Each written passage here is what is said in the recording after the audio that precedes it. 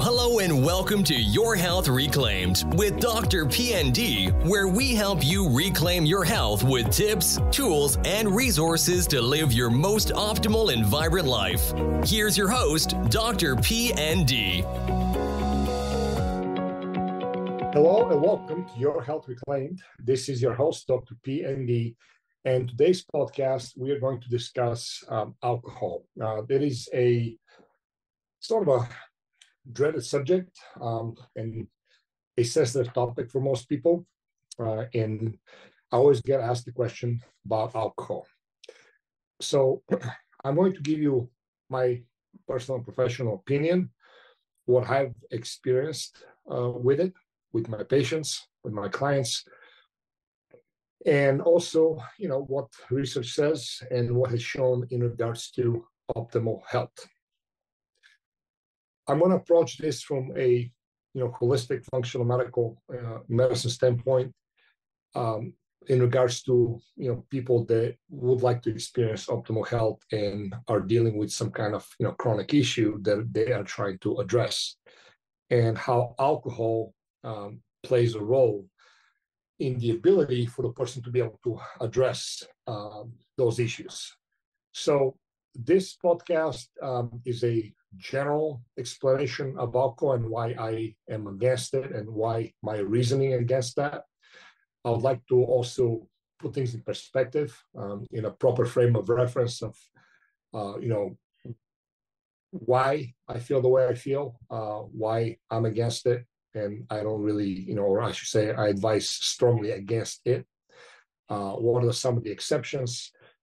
And from, again, what point of reference I'm coming to. So, again, this podcast is mostly for people that would like to achieve or try to achieve as optimal health as possible based on their current situation, their, geographical location, their ability, their financial ability, obviously, their mental, emotional, and physical limits, and their genetic potential. So again, this is for people that would like to really, go after optimal health. In addition, when it comes to alcohol, this podcast too is also going to be geared towards people that are dealing with some kind of chronic ailment and they are trying to address it. So just the bottom line, before I begin real quick, is that I do strongly advise against ethanol consumption. Ethanol is the human form of alcohol that people consume. Okay, we don't consume methanol or butanol, obviously. So when it comes to anybody trying to address chronic issues, alcohol has got to be eliminated without fail. The stronger, the deeper rooted, the more chronic the condition is, there's absolutely zero tolerance when it comes to consumption of alcohol. Okay, that's just a fact. Research shows it. That has been my personal professional experience. Many of my colleagues absolutely feel the same way. So if you're dealing with a chronic issue, alcohol has got to be eliminated completely without fail, at least for the time being, while you are healing and, until you really achieve a state of health that you're satisfied with. Thereafter, depending on what it is, you might be able to go back to consumption of ethanol within limit and within reason based on your personal condition, okay? And what that is, I can never tell you because everybody's completely individual. Somebody can get away with a glass of wine or two every night, or perhaps even a shot or two of, whiskey a night.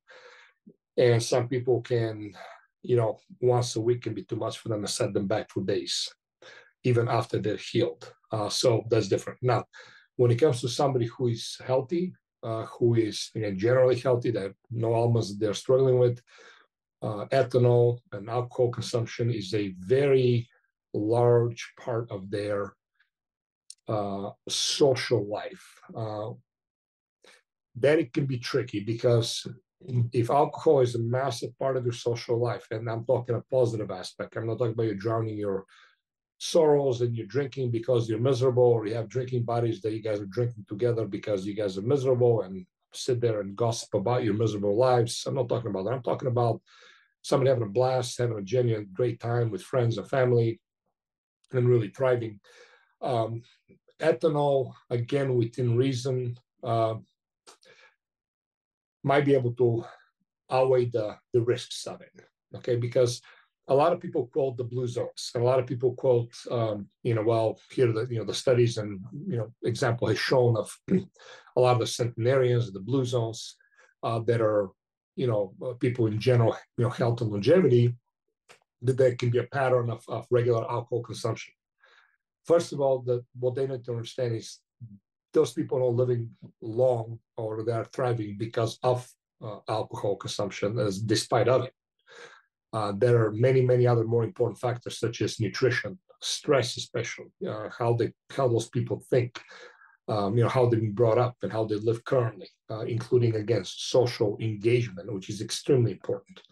That is driving those awesome negative risk factors for longevity, as opposed to a positive risk factor, something like smoking or drinking. So the body can much more tolerate something like that when everything else is great. Again, somebody who has a positive mental outlook, they have great social positive surrounding from time of their childhood all the way to adulthood. He has a lot of friends and family, a lot of love. Basically, then are not struggling with the loneliness epidemic that we have here in the States, at least. That is huge. Add low stress life in general to that. Add security to that. Add good quality, high nutrient dense foods to that. Add again lower stress and peace and calmness and joy, generally speaking, in life. That means sleep is going to be great, or very, very good at that. So all these are massive, massive good, healthy qualities that contribute to health and longevity. And ultimately, in holistic medicine, holistic health, that is the whole point of holism, which is physical, emotional, mental, and spiritual health. So again, it's not because of alcohol consumption, it's despite of it. So that is the risk factor that you have to really weigh in to see if the risk of consumption of alcohol by far outweighs, the benefits of alcohol far outweigh the risks. So if you're having a few drinks with really good friends and you guys have a great time once or twice a week during the weekend, and everything else is great, then perhaps you definitely can get away with that, and that's an important part of your life. Especially if your blood pressure is normal, everything else is normal. When you're thriving, there's really no issues that anybody can point out or yourself. Then I'd say, go for it. Absolutely, that's you're doing fine with it. The reality is many people are not, and especially in the United States. So if you're struggling with issues, whether it be weight, whether it be hormonal dysregulation, lipids like cholesterol, thyroid issues, sleep, general diabetes, especially cardiovascular disease, and you're consuming alcohol, you can't afford to do that. You just have to stop until you're healing that. Or keep consuming it and understand that you are going to greatly exacerbate the problems that you have. And eventually you're going to succumb to the consequences of alcohol. So that's my take on alcohol. I'm going to keep this episode really short, but real quick, I want to go over and give you kind of a bottom line, very general understanding of what ethanol actually does to the body. There are a lot of studies. The latest one that I can find was actually here in the end of March of this year, 2024, from the American College of Cardiology. And alcohol raises heart disease risk, particularly among women. That is extremely true. When I was in my country last year and the previous year, I did some digging and some good research, spoke with a couple of physicians. One of them was a prominent cardiologist in Sofia, Bulgaria. He's also the lead top professor there at Sofia American College of Medicine, and he has done a lot of studies and a lot of with alcohol, and he is absolutely against that. He absolutely, because it's not deniable that alcohol will cause heart disease and greatly exacerbate it if you already have it. So he definitely advises against that. But there's a lot of studies. I'm not going to go into that and point those studies out. You can look them up yourself. So real cool. First of all, alcoholism and addiction. Okay, that is something that you see a lot. It is absolutely pervasive. It can be obviously the ultimate, raging alcoholic that they just crash and burn, and all the way down to your closet alcoholic or functioning alcoholic. that everything seems to be quote unquote fine, but nonetheless they're addictive. So alcohol, first of all, is detoxified by an enzyme, ADH, called stands for alcohol dehydrogenase. Okay, that's the major ethanol metabolism system in the body. The development of alcoholic liver disease, for instance, is absolutely mostly due to malnutrition that is caused by alcohol. And that's something we're going to talk about. Alcohol use will impair the intestinal barrier. It causes intestinal permeability, aka leaky gut. Again, that's something I deal with all the time. So if somebody has GI issues, which most people do, you with alcohol have to remove alcohol. Okay, there's no ifs about that. I can't tell you how many times I've seen people do really well. The epithelial cells of the GI begin to change real quickly. And so, symptoms begin to disappear really quickly if somebody's following protocol. But what ends up happening is they start feeling really good within days, even weeks, like really well. And they think that they're doing well and that they can afford to take a hit. So they'll go get drunk. And when I say drunk, I'm talking like 1 or 2 or 3 or 4 alcoholic beverages, just one time, one scenario. And that can set them back weeks again, right from the start. And I see this all the time. That's why I tell people you cannot afford to do that. In addition, bacterial products, when you have intestinal permeability, will penetrate the impaired intestinal barrier and will cause central inflammation by default. They'll impair the hepatic circulation of the bile acids, and alcohol use will cause shortage of vital nutrients such as thiamine or B1, which everybody who deals with that, this is one of the first B vitamins that gets depleted very quickly. In the tissues, ethanol is metabolized what's called to acetaldehyde. It's mainly by alcohol dehydrogenase enzyme and the cytochrome P450 that is called. Intracellular generation of those free radicals and their depletion, of the antioxidant glutathione, are involved in the cellular pathogenic events that are really caused by alcohol, and you see it every single time. Chronic alcohol consumption will also result in multiple peripheral and central nervous system dysfunctions. Some are due to the direct action of alcohol or its derivatives. Others are just induced by the vitamin deficiencies that are associated with alcoholism. So alcohol-induced neuropathy, okay? Guyatt-Wernicke syndrome, Korsakoff syndrome, alcoholic dementia, hepatic encephalopathy, alcoholic epilepsy. And, if you don't have a personal experience with somebody, you don't know anybody directly, it's not going to take much to look around and find somebody who has suffered of those things. If you get a chance to talk to a neurologist, you'll be amazed at what they'll tell you, how much damage they see from alcohol. Even back when we used to have our facility and we did, fitness and nutrition and, training. I can't tell you how many people used to come to us from Alcoholics Anonymous, and they were severely addicted to sugar, caffeine, particularly sugar. And you see the damage. You see the neurological deficits, such as strength, power, production, coordination, and balance were huge, especially when it comes to, unilateral movements. I've seen people that literally can't stop shaking. Those doctors tell that's permanent damage. Did they improve? Did they definitely do better? Absolutely, but nonetheless, these things didn't go away. It's really sad.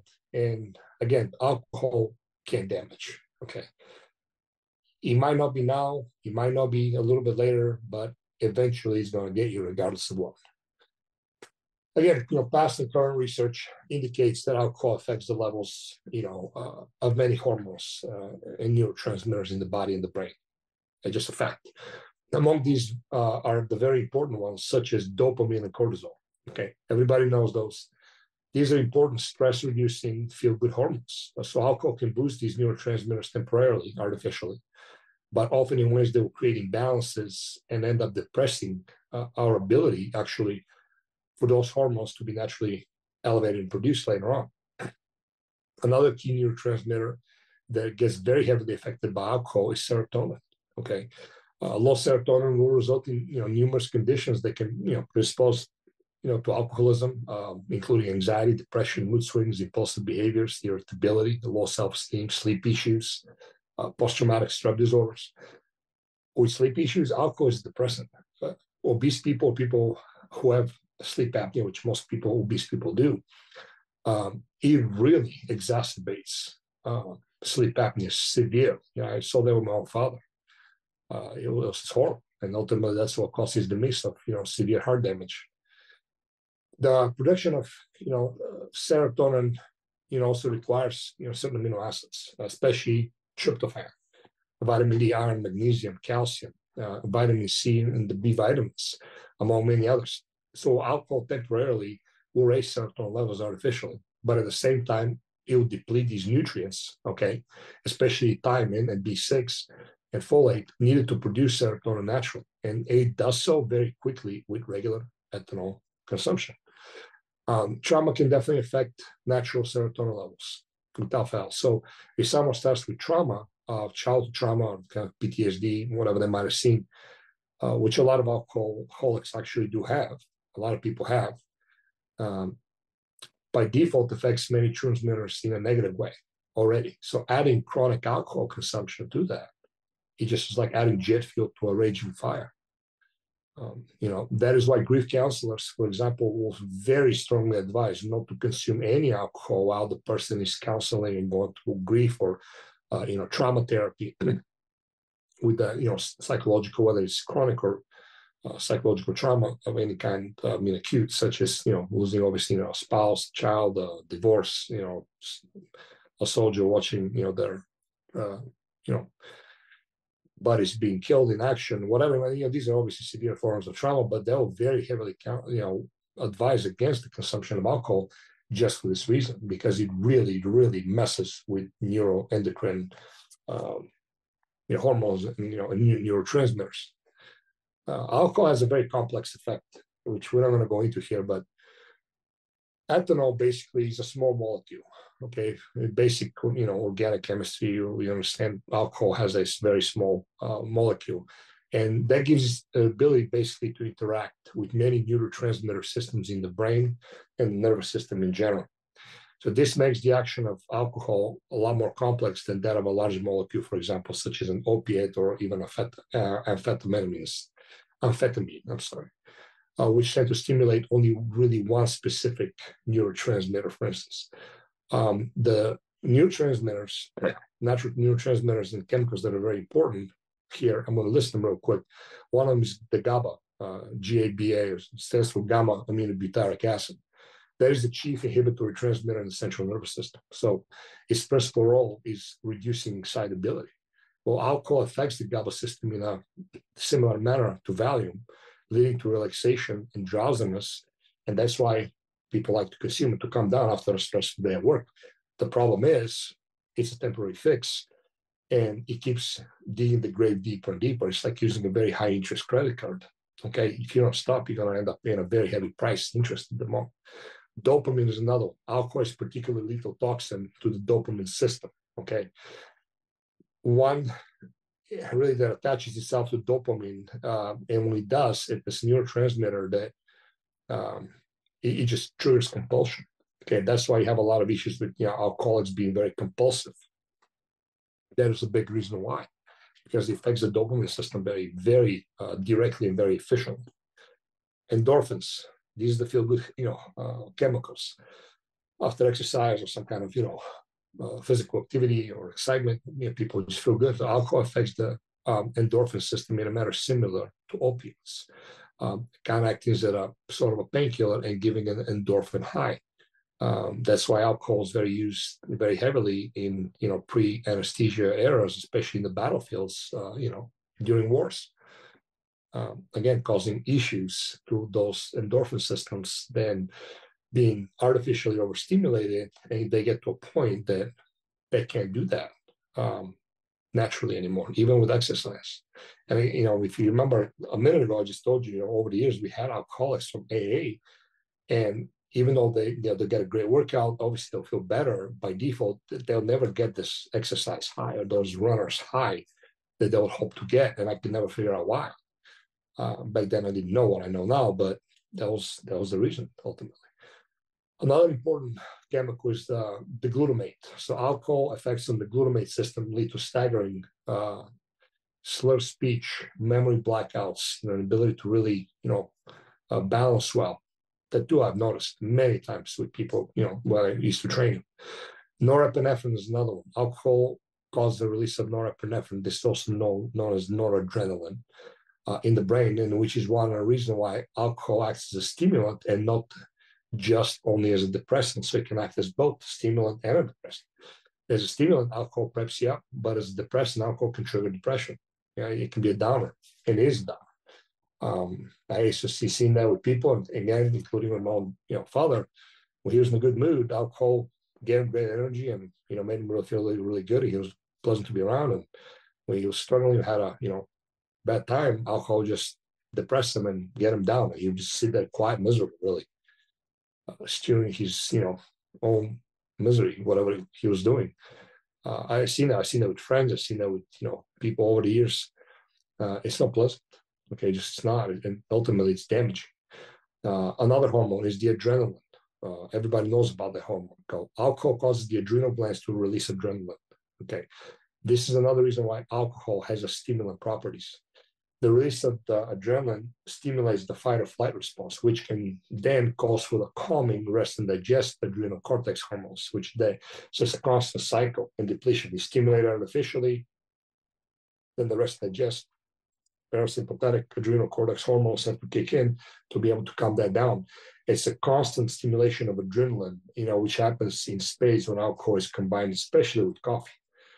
So people that drink coffee and alcohol, it can give them a severely heightened effect. I think it's called Irish coffee. If anybody who's ever had it, they'll testify that they feel phenomenal for a while. I mean, they have the liquid courage, and man, they just go through a wall and they feel like they can run a marathon. Because you're getting a double hit from adrenaline and cortisol stimulation, which ultimately can and does to many people lead to adrenal exhaustion, ultimately. Thiamine deficiency, B1, that's a huge one. Okay, while thiamine deficiency is often as a result of chronic alcohol misuse, obviously things like chronic infections, poor nutrition, especially malabsorption from leaky gut, it really can lower B1 by default. And then again, adding chronic ethanol consumption to that, it's just a vicious cycle that doesn't stop, and B1 thiamine gets severely depleted very, very quickly, very effectively. And a lot of times it's almost impossible to really overcompensate while you're consuming alcohol and eating poor food, even with supplementation. Thiamine and alcohol addiction, again, that thiamine, it's frequently recommended, obviously, given to people who struggle with alcohol addiction.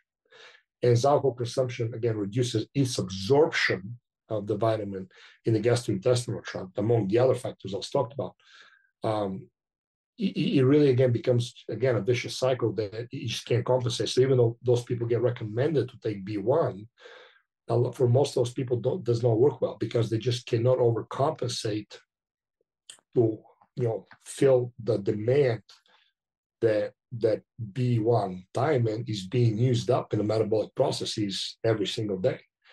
So it's like a massive sink that just cannot be filled because it's just the outpour is either equal to or larger than the inpour.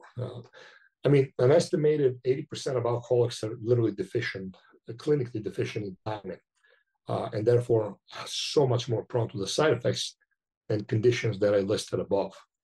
And oftentimes is like a chain reaction of domino effect. Thiamine or B6 can be depleted. Just can start with that. Other minerals start coming into the play, other vitamins, and just over time, things can really start going sideways. I deal with a lot of subclinical nutrient deficiencies that are very hard to recognize because the symptoms are different. And when that happens, it can really play a very big trick because the symptoms are so many and they are cross-reactive that it's really hard to pinpoint unless you know what you're looking for. But again, I see that with alcohol all the time. Last thing I want to talk about is alcohol's ability, a very effective ability to inhibit weight loss. And when I say weight loss, I'm talking about the ability for the body to utilize and burn body fat. First of all, popular to contrary belief, inability to lose weight with alcohol has nothing to do with caloric consumption. Okay. Very few people are sitting there drinking, 12 packs a day of beer. Even that is not going to really do anything, relatively speaking. The alcohol, so remember, alcohol is metabolized differently than other nutrients. So that also means that it's a lot more likely, to be stored as body fat. So you really can't compensate. But alcohol consumption really disrupts the normal function of the liver, which is definitely responsible for breaking down fat. So if anybody knows lipolysis, the utilization of body fat for energy, what people call fat burning, you understand why when the liver gets inhibited, certain enzymatic actions get inhibited while the body's processing that alcohol, it is unable to utilize the body fat for energy and therefore cause, weight loss. So as long as people consume alcohol, they can't burn body fat. Ultimately, that's what it boils down to, or have a very hard time doing so. The rule of thumb, generally speaking, is that for 1 ounce of ethanol, I'm not talking about 1 ounce per volume, I'm talking about 1 ounce of pure ethanol, whatever the volume ratio of that is, takes about 16 hours for the body to fully metabolize and clear out of the system. Okay. Some people do it faster, depending on the metabolism. Some people obviously do it slower, but generally speaking, it's 14, 16-hour range. So when somebody consumes alcohol, which a lot of people do at night, okay, even so, you might consume, a few beers and a few glasses of wine or even something heavier. So at least for the next 12, 14, up to 16 hours, your body's clearing metabolism. And it's clearing the ethanol out of your system. That means there's no fat burning going on. So yeah, you might be eating clean, you might be dieting, exercising, but you're going to severely retard your ability to be able to burn body fat for energy, if not completely inhibit it. People that have low metabolic function, that have metabolism, mitochondrial energy deficit, and just have mitochondrial dysfunction, which people with chronic disease do by default, they have the hard time losing body fat with alcohol. And I see, again, people exercise until they're blue in the face every day. The caloric output is far beyond what their input is. And as long as they're consuming alcohol, they're pretty much unable to lose weight. Initially, they'll lose water, they'll lose actually muscle, maybe a little bit of the body fat, but eventually will cease completely to lose any weight. And they wonder why. The issue is also that people lie about their alcohol consumption all the time. Maybe that's just a guilty feeling, I don't know. But when you ask how much they drink, either A, they outright lied, they don't consume much at all, or just on the weekend or special occasions, and or they'll just lie about the volume. They'll say, well, I just got like a glass of wine, but it really ends up being like a half a bottle of wine, not just a glass of wine or a whole bottle of wine, and perhaps something else on top of that. So there's this lying aspect that takes place. And again, I've seen this all the time. So, again, this disruption will lead to the body of focusing on metabolism, the alcohol, instead of really utilizing to burn body fat for energy, which, again, people cannot lose weight while they are on regularly consuming ethanol. It is extremely hard. Yes, some people have the genetic gifts of being able to eat whatever they want and exercise and, lose weight and look great. These are the 0.10011%ers, I guess, of, people out there. Yeah, we all probably know 1 or 2 or 3 of those people, but I've been around long enough. I'm almost 50 now. And I can tell you this, that eventually those people with the great genetics, I have seen them sick up to something, and a lot of times it's something bad. So it's not a question of if they're going to get something. The question is of when something is going to happen. Do not be deceived. Yeah, you will not be fooled. You cannot abuse your body and not pay the price for it. There's something you have to understand. Just a fact.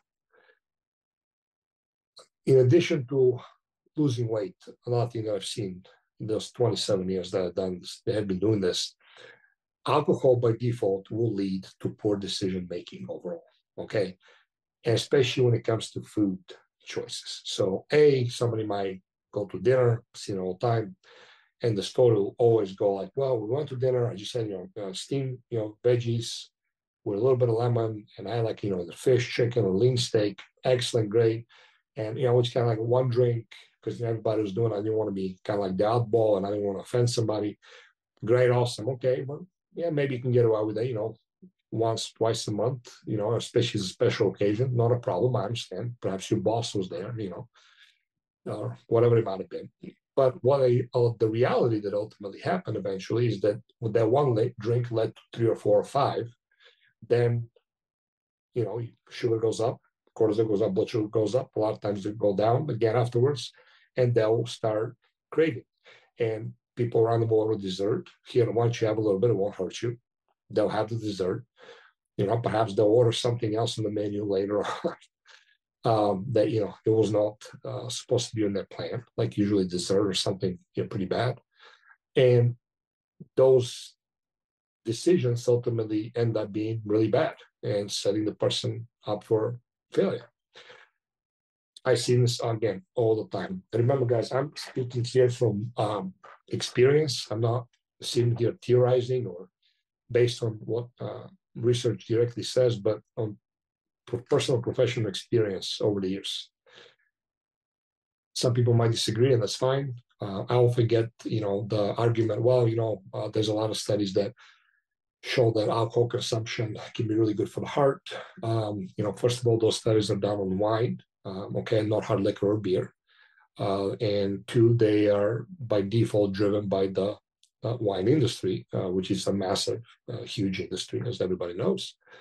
And again, the studies are done in settings that has nothing to do with the ethanol, but despite of the ethanol, because of the social engagement of, consuming that alcohol. And there are always usually 1 or 2 drinks.